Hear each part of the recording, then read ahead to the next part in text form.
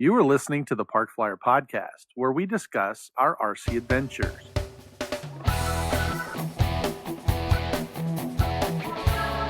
Welcome to the Park Flyer Podcast, where we discuss the ups and downs of the new RC Flyer. Join your hosts, Michael and Jay, as they take flight at the park. Now on with the show.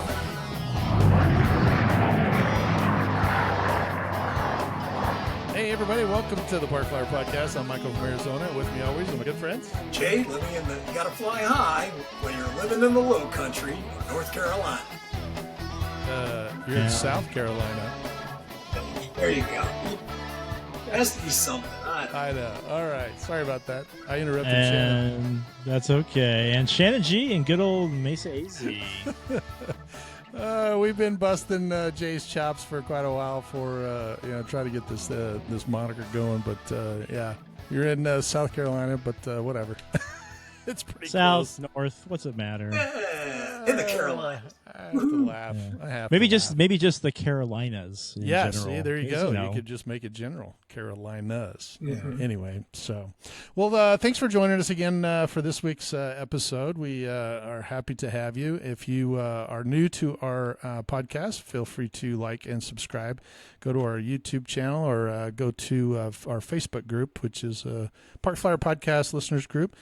Shannon's usually, moderating that and kind of doing some stuff over there. So, Shannon, you got some good news. We just heard as of today.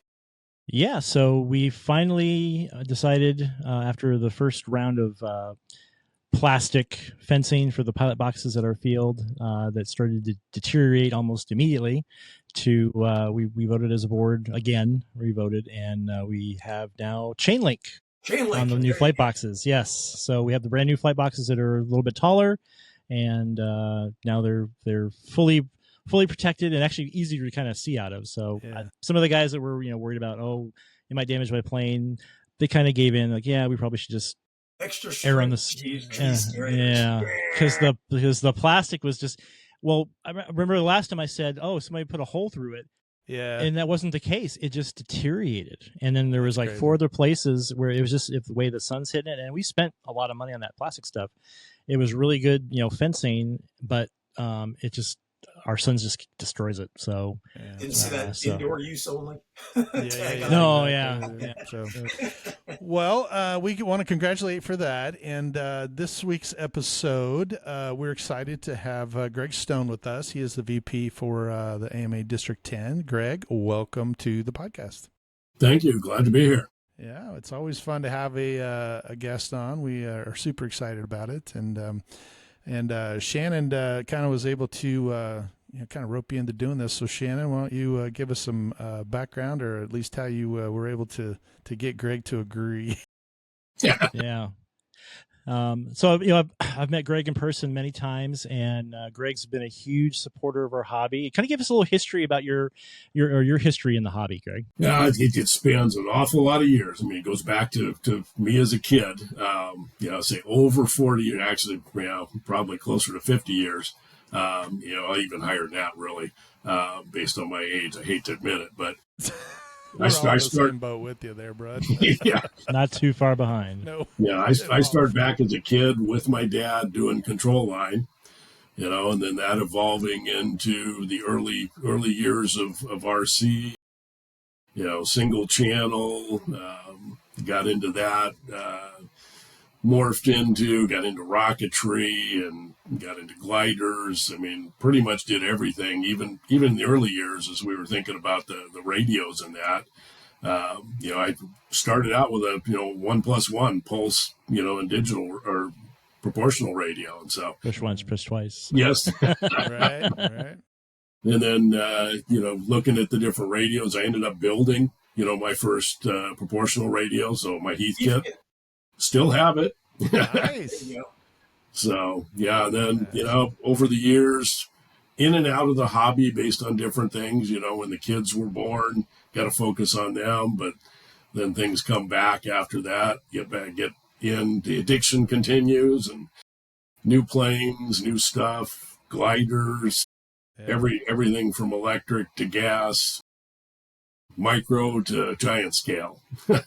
Nice. Pretty much anything, except I'm not good at helicopters. So, Welcome to the club. Yeah. Same here. yeah, I'm dangerous with those. So as far as like the did you join a club at some point and start getting into like the leadership and participation? Like when did I that? did, yeah, and I started in clubs early on too. I mean, I actually earned my wings, at the original Miles Square Park in Orange County. Wow.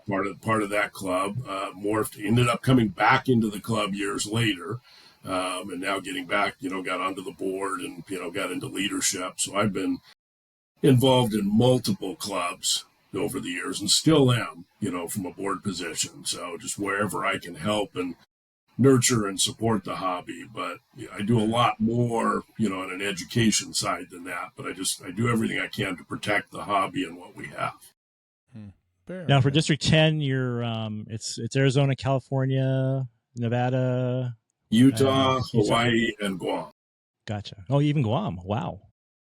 How often do you get out there? I haven't. It's Neither even have I. hard to get there. So That's what I've heard. unless you're military. Yeah. Yeah. You get to Hawaii at all? Have you been? I haven't yet. I was actually going to go this year, but timing didn't work out. I'm trying to get over a week ago, had the biggest little air show over there. And I'm trying to coordinate to be there for that because of the STEM activities that they do with the kids there. Mm-hmm. Yeah, we were actually talking about that last episode. They were going to take Mike's motorhome over there. That's right. We were trying to figure out where the bridge was that went over to we could take the motor Yeah. over. If we can get the float long enough. So. Yeah. Put those wheels that go out and inflate and then just drive it. Yeah. And so as long as I've got to meet you is through being the District 10 Vice President, you've really helped kind of, I know you've helped a lot of people you worked with, ASU students here locally with their STEM programs. What's some other things you've done as the District 10 president that have really Vice President that really kind of stuck out for Pretty you? much educational stuff anywhere and everywhere. I've gotten heavily involved in stuff, of course, in my local area. And some of that, as the kids were growing up, get into middle school, high school. I got involved many years ago, with them in the National Science Olympiad program. And have since, I think this past year was 17th or 18th year, actually running events at the competitions at the state level. So supporting that and still tend to focus on the aircraft-based events, helicopter, gliders, and rubber-powered planes. And so run that competition, for them each year with the help of, members from, a couple of the local clubs. But then as my son got into college, got into, of course, as you referenced, ASU, the STEM programs, now trying to get even more heavily involved in, the aerospace-led programs, AIAA's Design, Build, Fly, SAE's Aero Design, in supporting whatever schools, need support. So if I can, curry resources from a club somewhere in the nation to help a school, we'll do that. Of course, I was intimately involved in ASU's program out here in Southern California, supporting it, via UC Irvine, Cal State Fullerton, Northridge. We've got, lots of schools around, that do it. And so just making sure that they have access to people beyond the school, a club, a field resources. I mean, we got a great pool of people that, love to help, when these kids come out and, looking for help flying something, looking for help with, with issues. And so anything we can do to support and expand on that. So do you, your educational program, you mentioned ASU a couple of times on the college level, but do we have something, or do you do something in more of like the high school, junior high school levels? Because I know we have EVIT here, which is kind of a, STEM type high school that does. Yeah, I was over there to help one of those events, not last year, but the year before. Okay. Also, we have under AMA's umbrella, UAS for STEM, which is a drone-based search and recovery program that is targeted at high schoolers. And so we run that each year. I really want to see that expand, greater, because I don't think we have enough schools or teams involved in that. I like to see large groups, and you're aware of, some of the, SE and AAAs will have anywhere from 80 to 100 universities show up, 1 to 2,000 students competing for over a multi-day period. I like the big programs where we're teaching not just, how to design and build an aircraft, but learn to work as a team, hands-on skills, not just textbook stuff. Right. And so it's, everything we can do to, nurture them, because these, that's a starting point for how they may get into, college programs, industry jobs. They're looking for these types of things that help the students stand out, right. And rise above the rest. Huh. Interesting. That's very, very cool. I've run into several kids lately, either out at our park or just, kind of in my job where they've expressed interest, and I always kind of try to steer them that direction, because they're like, hey, my kid wants to learn to fly. How do you do it? Where do you start? And depending on how young they are, sometimes in my job, they want them to talk to, someone who's a pilot. And I'm standing there and, I'm looking at a 10-year-old kid, and I'm like, well, from a career perspective, you can't really do much right now. You got to wait till you're at least 16 in order to start flying. But I do mention that, RC Airplanes is really a great place to start. You learn a lot, check out these high schools, and I've sent them a couple of people, that direction. So it's always good to hear that the AMA is kind of involved in that, and they can kind of capture those people and, kind of bring them along. So very, very, very good idea. Thanks. Yeah. And you mentioned you're from Southern California, and then I know that you try to get out to as many events as possible in these areas. And I think you've been out to the one that we have here once or twice. I know you've been at the Electric Festival, because I think I've met you there. But what other events do you get to go up to? The ones in Nevada, and you just kind of handpick? Do you have a certain amount that you go to every year, or do they assign? I try and hit new ones each year that I haven't been to. Certainly, some of the bigger ones I may drop back in on, and I try and spread it around. Where it's best. Glider event in San Diego recently. I've got Silent Electric Flyers down there for one of their events, but also recognizing them because they did a STEM program with UCSD senior project. So just, helping or at least watching and supporting their programs. But yeah, I'll get around. I mean, some of it will also depend on, weather and time of year. Yeah, sure. Middle of the summer is not the best for Arizona, so I'll wait till the fall or spring. Same with, I'm not going to hit Utah in the winter. Right. But like this coming weekend, I'm headed up to through Central California up to Northern California. I think I've got 4 different events to cover, in the span of 3 days. So wow. I'm going to hit them, and it'll be different ones. I've got 2 different helicopter events, and then I've got a club up north that has a huge youth program. And so I want to drop in and touch base on that. I mean, they've started with a handful of students and expanded to over 50 youth members who have helped them create their own board. And I'm like, we need to encapsulate that and spread that knowledge around. Yeah, sure. They're our future, so we gotta work with that. Absolutely. So, have you?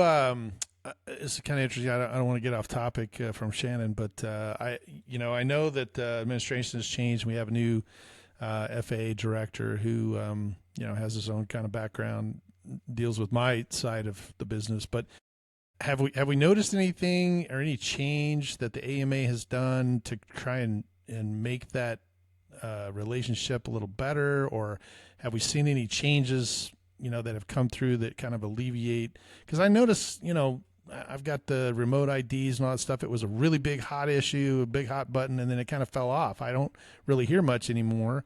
And I just was kind of wondering what, from a governmental perspective, what the AMA and how all that's kind of going. I think we've got a real good working relationship there, and we continue to manage and work with that. A lot of, I'll say, industry people out there that are in support of model aviation, with their connections through the different committees and relationships that are just keeping us visible and at the forefront, so things don't get, I'll say, walked over. So a lot of things doors have been opened, pathways have been made smoother. We had that kind of rough patch with remote ID, got through that. Now get into the FRIA process and basically getting everything, all the fields covered with that. We're also getting increased, altitude authorizations. And so things, I think, are smoother. It had to take an iterative working process because you've got too many governmental bodies that maybe are fearful of something, and so maybe come across a little heavy-handed or sharp at first. But through the relationships, I think, have helped calm that down and stabilize things for us and kept us in a real good position. And I think we just, with our government affairs group, just keep, working that and staying at the forefront of what needs to, be supported to keep us, doing what we do, kind of, I'll say, unopposed. Right.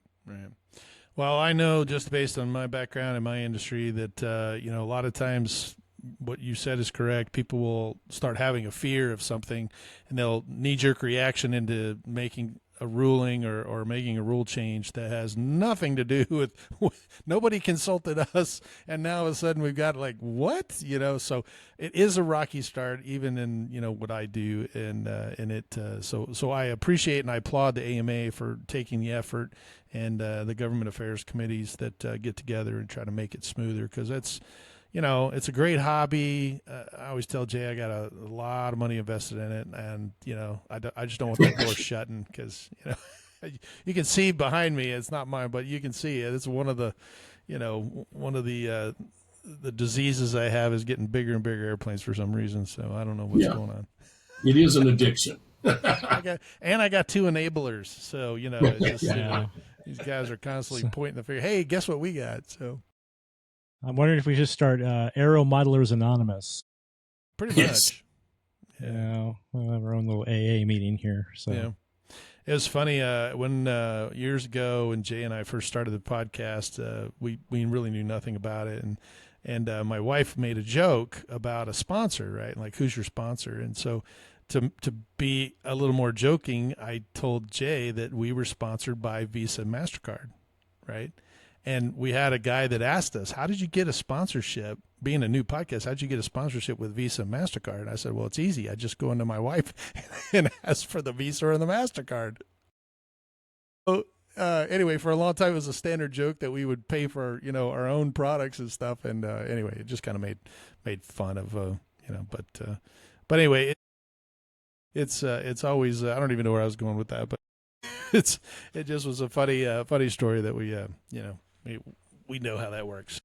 Anyway, that's kind of I know where I was going with the anonymous, like the Modelers Anonymous. Yeah. That was kind of what I was doing. Jay and I used to send each other airplanes together with our own name, different names on them. So like, oh, I got it. So yeah, we've kind of, our wives are after all these years, our wives are a little bit smarter than we gave them credit for, didn't they, Jay? Figured it out. They did. They figured it out relatively quickly, actually.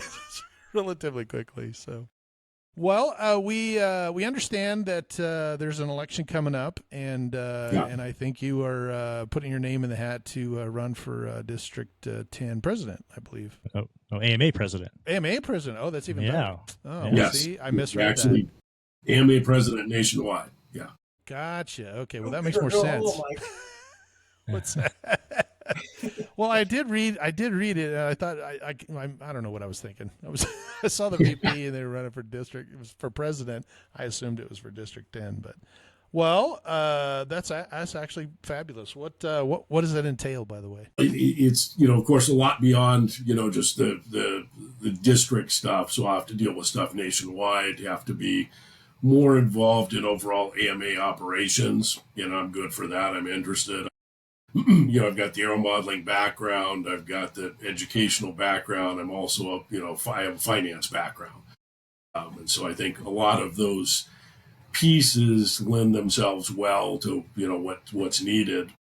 I know, Rich has done a fabulous job over the years. Certainly he was part of VP in District 10, moved up to, take different roles and be, president of AMA. But, he's decided to retire from that. And so I think we need some fresh leadership, some fresh eyes in there to really, I'll say, turn things back around. I mean, we've been losing members over the years, declines there. I think we've lost our focus with some of the STEM and educational things.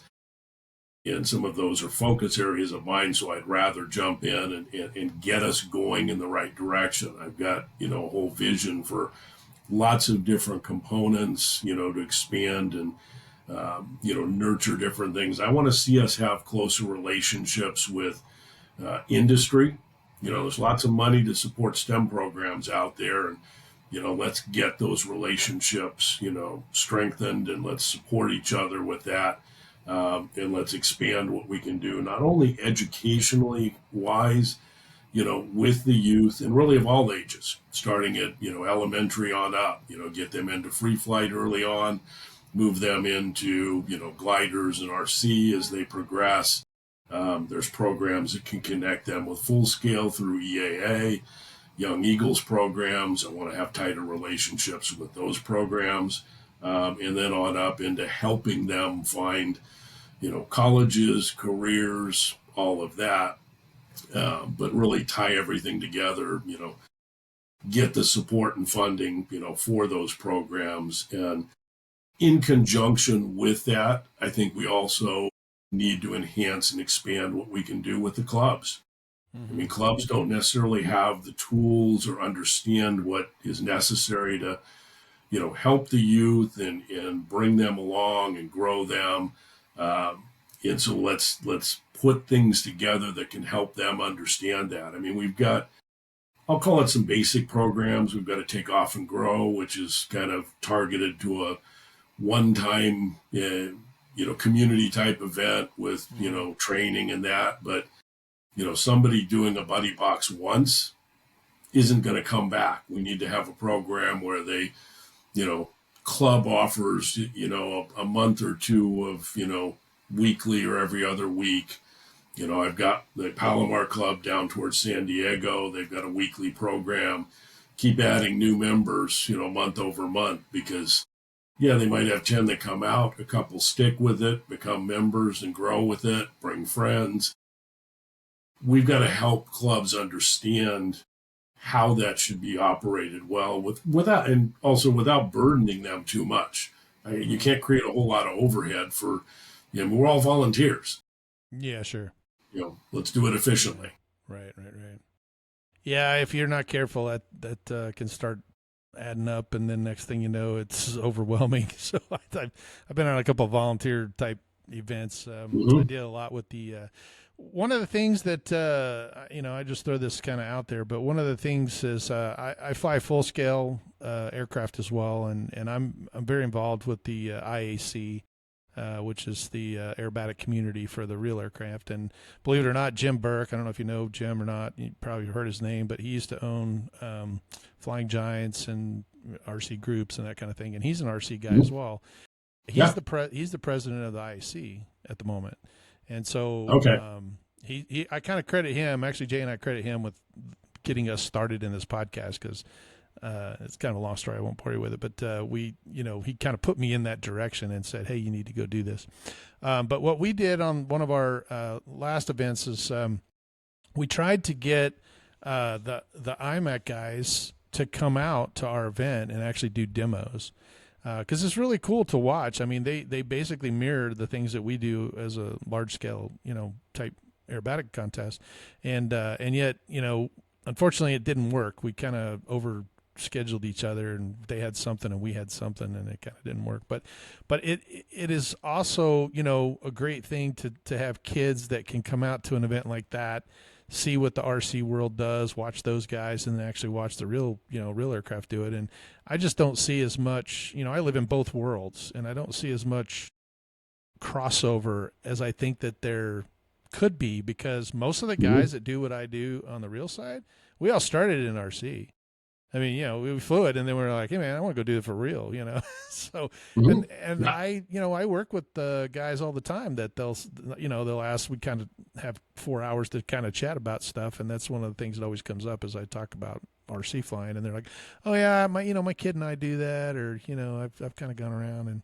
But it is important, I think, because we've had several events where, you know, guys have come out, expressed an interest. We've kind of told them this is what the club offers, and then I haven't ever seen them again. You know, it's like I think there's a cost factor that they get a little nervous about, you know, trying to buy radios and that kind of thing. So, Shannon, you guys have a club airplane or something that you guys do to try and recruit? Yeah, we actually have 3 E-Flight apprentices, and we've got 2 full-time, well, as much full-time as it can be, 2, you know, that are flight instructors, and, you know, they'll get 1 or 2 people come out, you know, they'll be out for a few weeks, and sometimes they stick, but a lot of times they don't. You know, they get this, oh well, we don't have the time for this, and this was fun. But yeah, we'll do something else. So it's disheartening because we've tried having events. We had a big event years ago called Taking Flight. We're trying to get, you know, all kinds of interest in people coming out, and we had a pretty good initial, you know, turn from that. But yeah, it's hard to really get them to stick. And, you know, I think, you know, Greg's got some great ideas to help with that, you know, tying more in with the schools and with other community. You know, we've tried with the Boy Scouts. Sometimes they come out too. Again, cost definitely is a factor. You know, we can't give everybody an airplane. You know, if we did that, we might get a few more, but even that's not going to last long. But I just think it's, you know, it's cost prohibitive. You know, getting out to the field. You know, we're not in the middle of town, obviously, and, you know, few fields are anymore. But I still think that, you know, there's some light at the end of the tunnel for us. I think there's still enough people that are interested in this hobby, but we just gotta, you know, and like what Greg wants to do is, you know, help strengthen the ties with the full scale. You know, I used to go to events, you know, used to go full scale, you know, air shows, and there'd be an RC part. That's almost non-existent. And I know it's true. It's a safety thing, but I think our stuff's more safe now than it's ever been, you know, technology wise. And I think if people got past that stigma, I know how we can do that.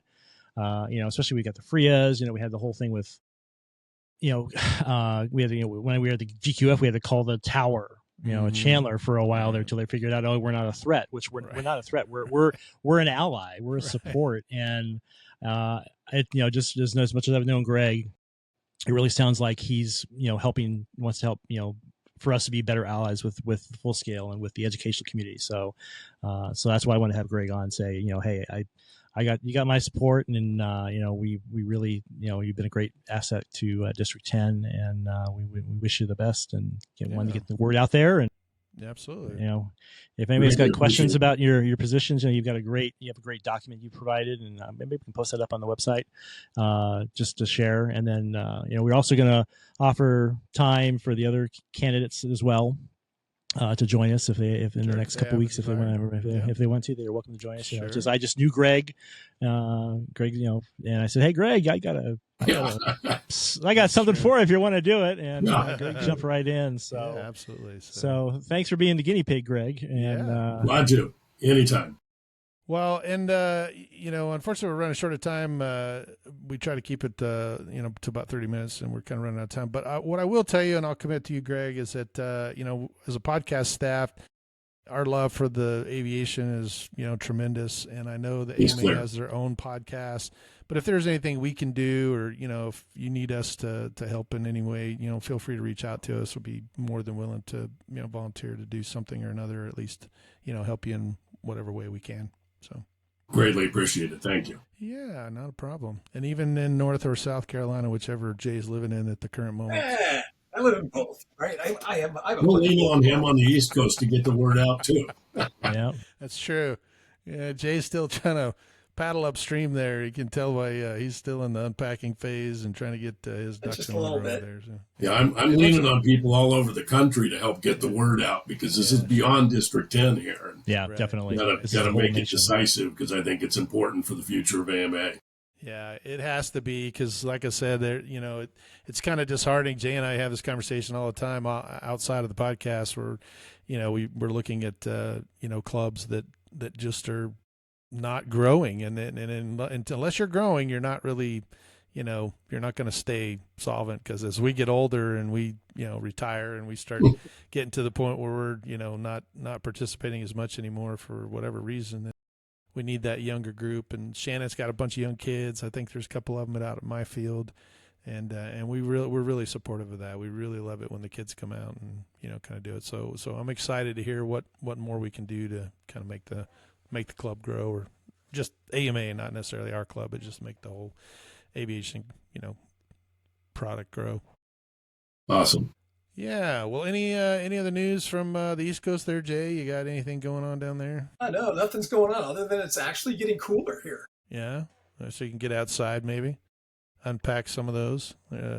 Less humid, so you're not sweating five buckets under each arm. So yeah.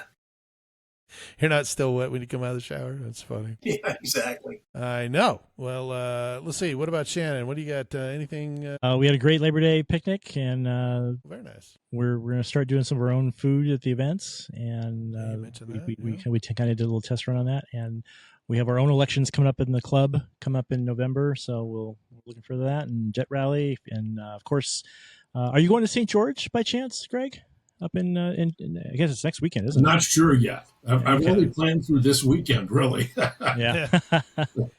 You can only plan 3 days in advance. Yeah. I went there last year, had a blast, and I'm really trying to get up Yeah, there. because it's been a couple of years since I've been up there. Yeah. Wonderful. That's a great Yeah. event, great fields. Yeah. So, but anyway, I hope we see you soon Yeah. at the fields, and hopefully see you in the Muncie White House, if that's such a thing. The Muncie I hope White so. House. Oh, that's too funny. Oh, Muncie White House.